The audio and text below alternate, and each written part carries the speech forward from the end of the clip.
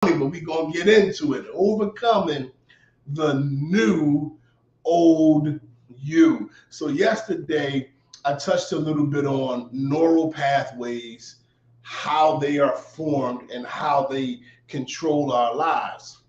Today, I want to talk about neural pathways, but how old neural pathways, from as far back as we can remember growing up, from a infant to a toddler, that's where a lot of our neural pathways are formed. I think we form like 80% of our neural pathways by the time we're like 4 or 5 years old. And that's crazy because we didn't choose none of that stuff. That's just things that have been instilled in us from somebody else. And if we never check these old thoughts, these old beliefs that might be inhibiting us from becoming better and living the life that we want to live, we might feel like we're new, but we're still old. That's why we're talking about overcoming the new old you, because a lot of our beliefs, a lot of our ideas that we have never checked are still controlling us in our new life, even though they are old thoughts.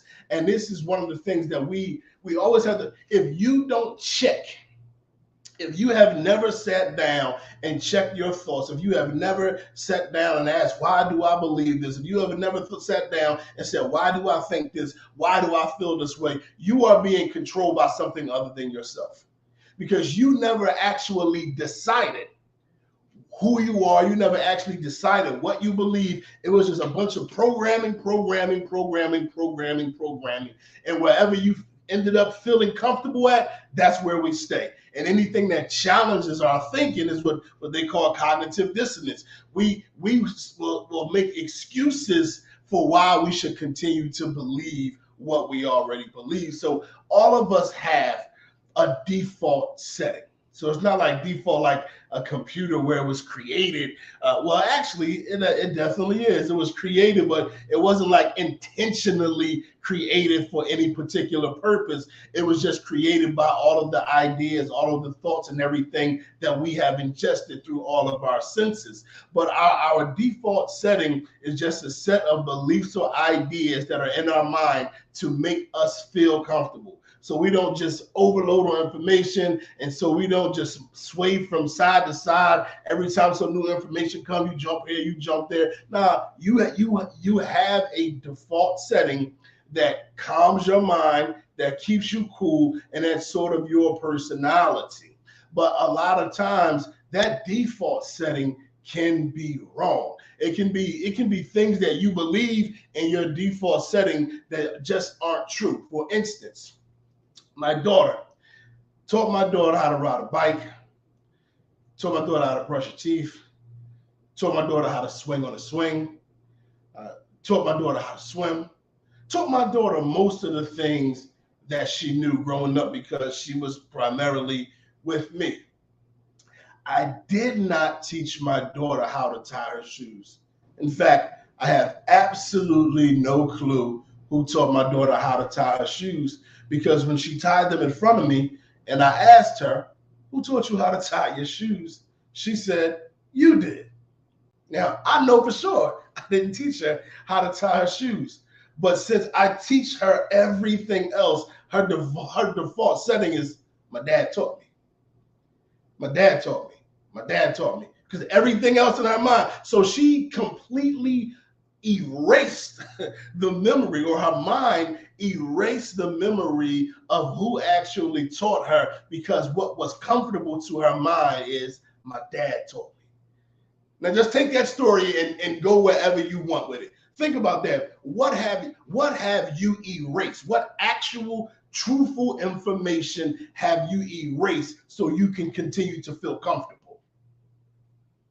What have you let go because you wanted to continue to feel comfortable? You didn't want to be challenged. You didn't want what you always believed to be challenged. You ain't want what grandma was always telling you to be challenged, because this how this family always did it. You didn't want to challenge anything, so you let go of truth. You let go of ideas that can benefit you. You let go of ideas that can elevate your life. You let ideas that can change your character, and you said, no. I'm going to believe what I want to believe because that's what makes me comfortable. Those old wirings, they make us comfortable. I'm going to read from this book real quick. The book is called What to Say When You Talk to Yourself. Very, very, very amazing book. And this is about how your mind processes new information. Listen to this. All of our thoughts, all of the pictures in our mind are always tied to something else that we already know about. If you are given a new thought or a new picture, one you have never thought about or imagined before, your brain will immediately find something else in your mind to tie the information to give it sense, to help you understand. So your mind, so once you get some new information, somebody exposes you to something, you get this new information and your mind is going through everything that you have in you to try to find something to relate it to in order for it to make sense to you. But this is it. What happens when all of the information that you have is faulty? Somebody ever try to tell you something and you like, oh, so that's like X, Y, and Z. They're like, nah, it's not like that. It's because you couldn't relate to it the way you're supposed to relate to it because you got faulty wiring. Now you got some great information. And this is why, especially with a lot of black folks, we still dealing with post-traumatic slave syndrome. A lot of black folks, we think everything is a scam. We think everybody trying to get over. We think all new information is bad information because we don't have the proper wiring from what we've learned, from what we've experienced in life, from what we've taught, in particular, those of us who grew up in poverty, grew up with a poverty mindset, grew up dealing with a lot of trauma, and now we get this new information and your brain might connect this new information to some trauma. You like, beneficial. We talking about beneficial information. We ain't talking about information that don't mean nothing, like the earth is flat. Like, who cares if the earth is flat? It's flat or it's round. I don't care. How does that help my life? I'm talking about beneficial information. Or sometimes the problem is you can't relate at all. It's nothing in your mind that, because your brain is trying to relate it to something, and there might be nothing in your mind that you can relate it to, so you instantly reject it. That don't even sound right to me. Like somebody could be teaching you something on an entire subject that you don't know anything about, and you talk about that don't sound right to me. You don't know nothing about it in order for it to sound right or wrong. How you want to sit down with a neuroscientist and they talking to you about something in the brain? You like, that don't sound right to me. When you study neuroscience, you didn't have nothing to relate it to. You didn't have nothing to relate it to, so you just instantly rejected it. I love this saying that says, it's easier to fool someone than it is to convince them that they've been fooled. Once they've got that belief, even if that belief is somebody fooling them, somebody tricking them, somebody manipulating them, somebody harming them, they done believed it for so long that no, they don't want to believe anything that's going to take them away from what they already believe. So when that new information comes in, it's instantly rejected. So how do we overcome this new old you?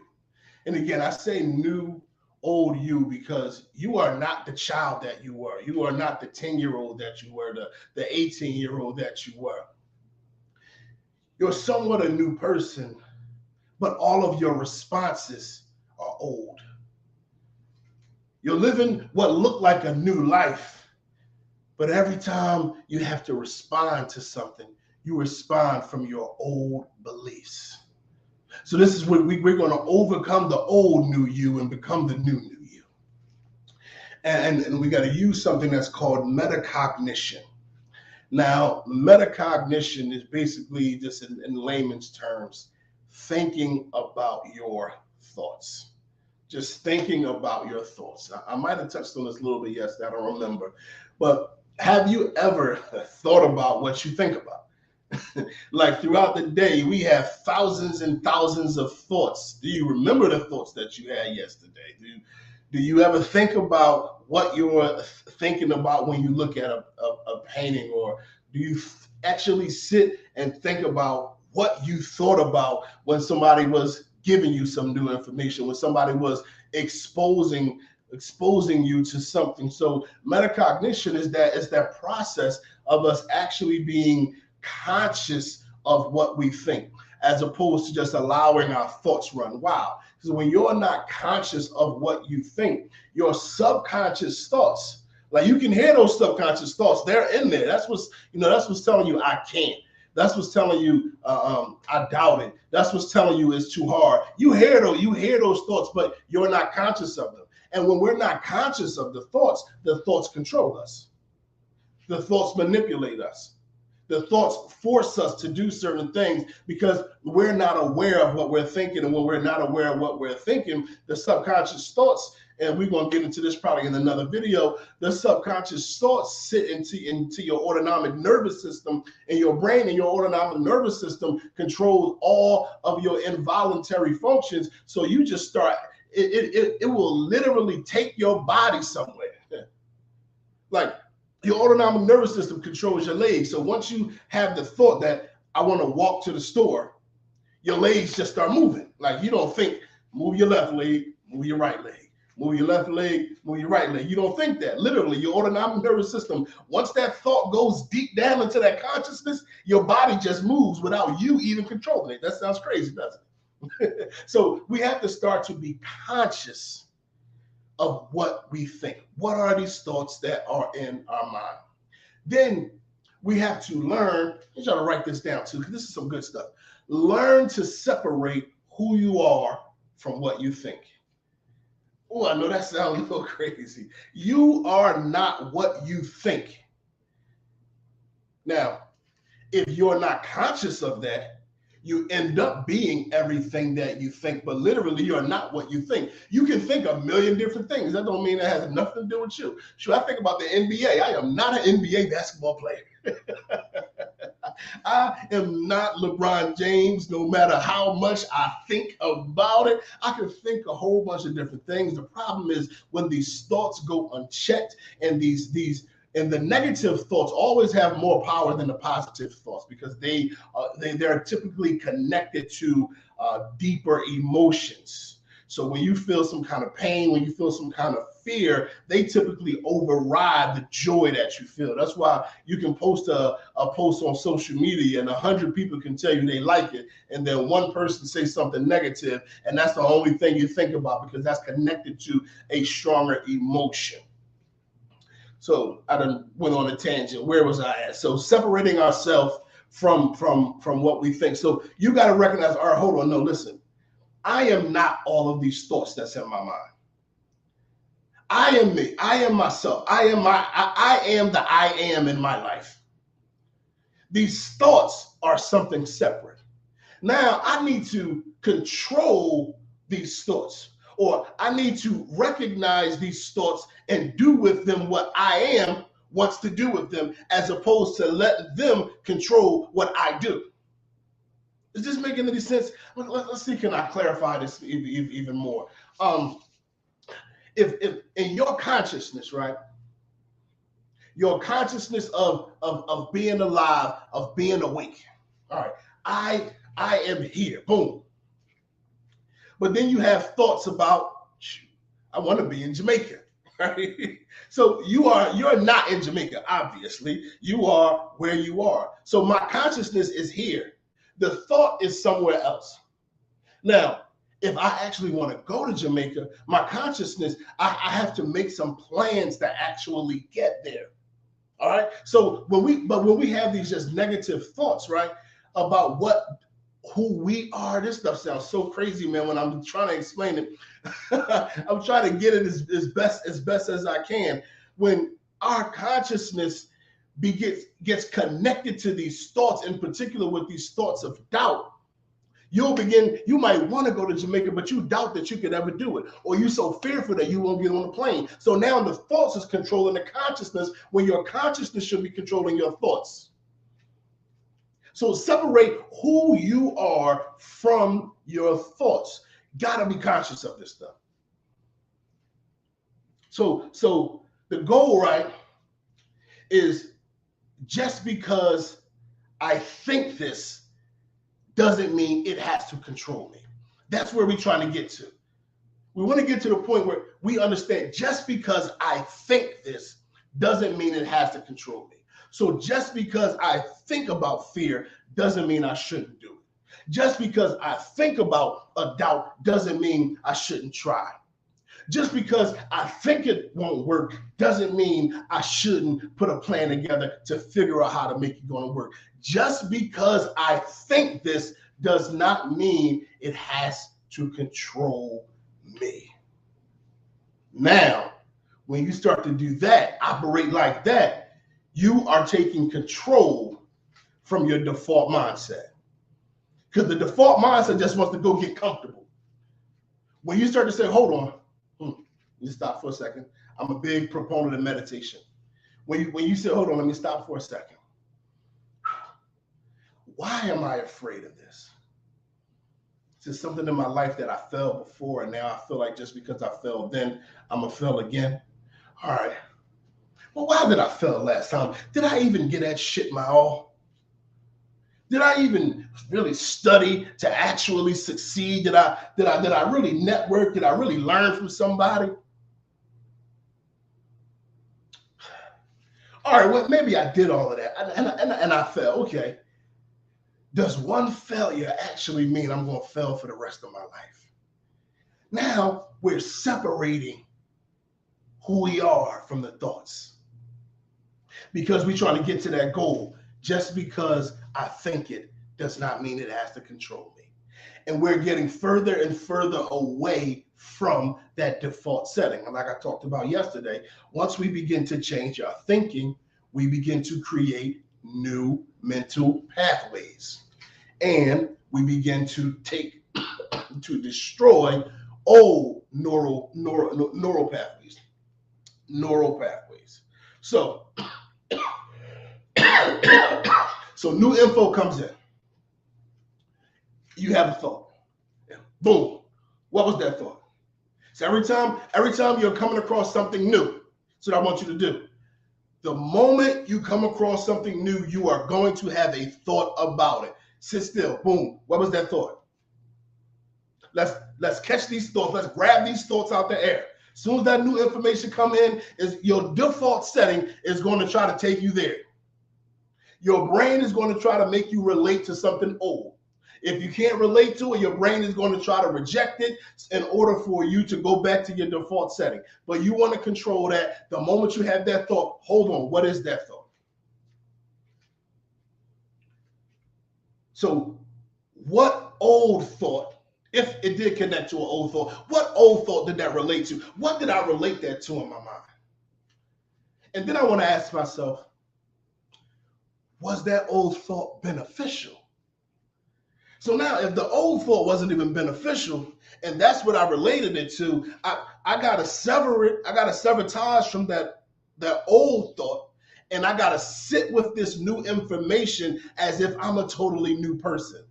I can't sit with this information as the old me, with the old default setting, with the old neural pathways, with the old neurons firing. I can't be that person. I got to become a new me.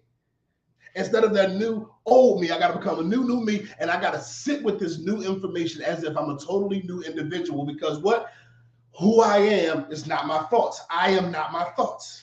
I'm disconnecting from all of that, and my consciousness is sitting with new information. I hope this ain't driving nobody up a wall hearing this like, yo, this sounds wild. You might reject it because it don't relate to nothing.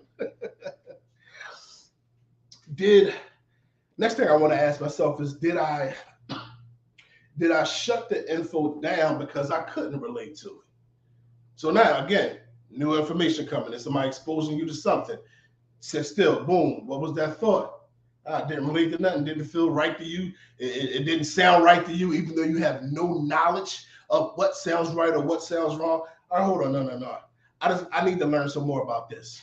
I got to sit with this new information as a new me. I can't sit with this new information as the old me.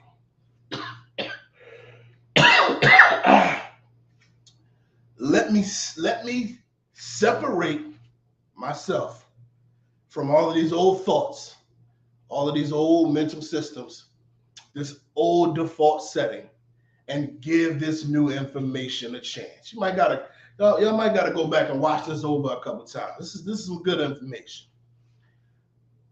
Let me separate myself from these old thoughts and give this new information a chance. It's a whole lot of stuff that's out there now. It's some rinky-dink stuff that's out there. I ain't gonna lie to you and tell you all information is good information. But what I want you to do is never respond to new information from the old you. Never respond to new information from the old you. Sit with the new information as if you never had a thought about anything before. This is the first time you're ever hearing anything that sounds like it, and you're assessing it objectively. And if that new information is good, retain that new information, use that new information. If the information is bad, then throw it away. But don't allow great information to be either connected to old thoughts that weren't beneficial to you, or be rejected because you have no thoughts to even relate it to. When you start using these metacognitive processes of making sure you're conscious of your thoughts, you are thinking about your thinking, you are aware of your awareness, and you are checking the thoughts that are in your mind for the purpose, and not just to know what your thoughts are, but for the purpose of making yourself and your life better. When you start to do that, you're going to change everything about your life. It's BF Nkrumah, Black Men's Personal Development Coach. Love y'all.